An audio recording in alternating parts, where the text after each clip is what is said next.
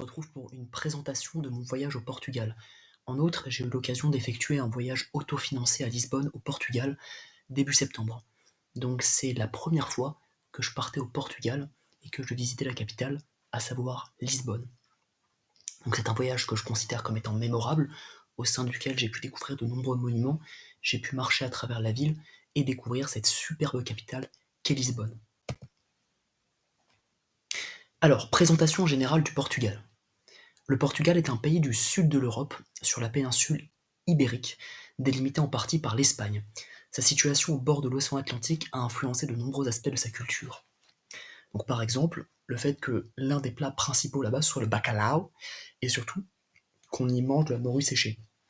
De plus, les grands explorateurs au XVe, XVIe siècle se sont très rapidement tournés vers la mer parce que le Portugal est situé à proximité de l'océan Atlantique.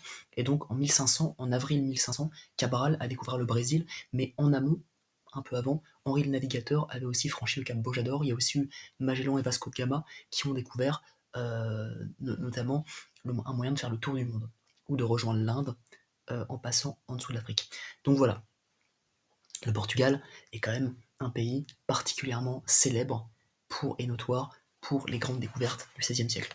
Le Portugal compte 10 millions d'habitants. La monnaie nationale du Portugal est l'euro. Il fait partie de l'espace Schengen et aussi de l'Union européenne. Et sa superficie est de 92 000 km². Donc alors, je vais aussi vous décrire quelques monuments. Alors hop, quelques monuments que j'ai eu l'occasion de visiter lorsque j'ai traversé Lisbonne. Donc la tour de Belém a été construite sur les bords du Tage, dans la freguesia de Santa Maria de Belém, entre 1514 et 1519, par le roi Manuel Ier de Portugal, pour garder l'entrée du port de Lisbonne.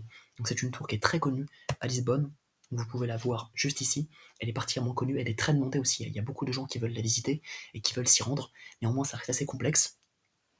La chance aussi qu'on peut avoir lorsqu'on est visiteur, c'est qu'on peut s'approcher de la tour, on peut même aller très à proximité sans pour autant rentrer dedans. Donc c'est une tour qui a un style, on va dire, très médiéval. Elle est assez sobre. On peut voir que le bâtiment a été rénové, même s'il est un peu délabré. Le bâtiment reste quand même très beau. On peut constater que cette tour, elle fait à peu près une quinzaine de mètres de hauteur et que c'est l'un des monuments les plus visités à Lisbonne. Ensuite, la statue, le Padrao dos Descobrimentos, est un monument érigé à la mémoire des navigateurs portugais des XVe et XVIe siècles et du prince Henri le Navigateur. Donc Henri le Navigateur, il a commencé à explorer les côtes de l'Afrique, il a franchi le cap Bojador, et donc cette statue elle a été érigée en sa mémoire parce que les Portugais se sont très rapidement tournés vers l'océan pour découvrir notamment le Brésil. C'est par ailleurs le traité de Tordesillas qui a défini qu'en fait le Portugal pouvait s'approprier le Brésil, pouvait coloniser le Brésil, et que les Espagnols pouvaient coloniser l'Amérique centrale et l'Amérique, tout ce qu'il y avait à l'ouest du Brésil. Donc c'est le pape qui a décidé en fait de couper en deux ces deux espaces de découverte et d'appropriation. La statue, elle fait 52 mètres de haut, donc elle est assez impressionnante.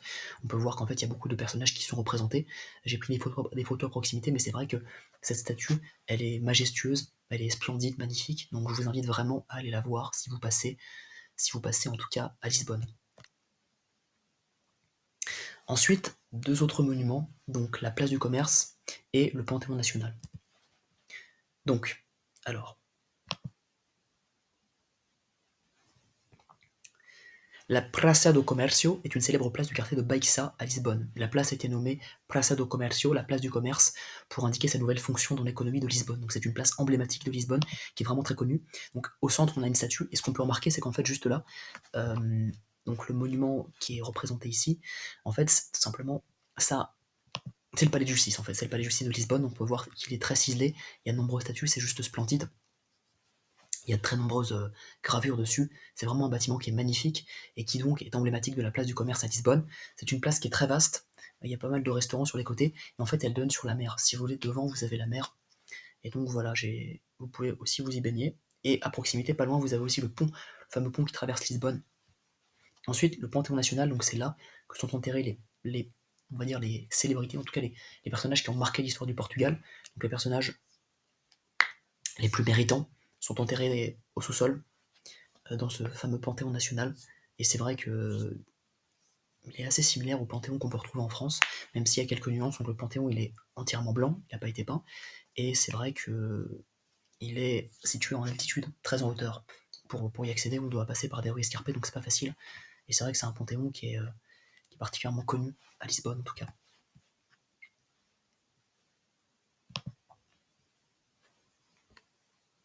Donc le Panthéon national du Portugal est une ancienne église dédiée à Sainte Engrâce.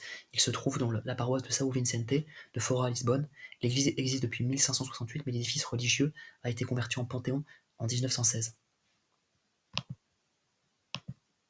Voilà.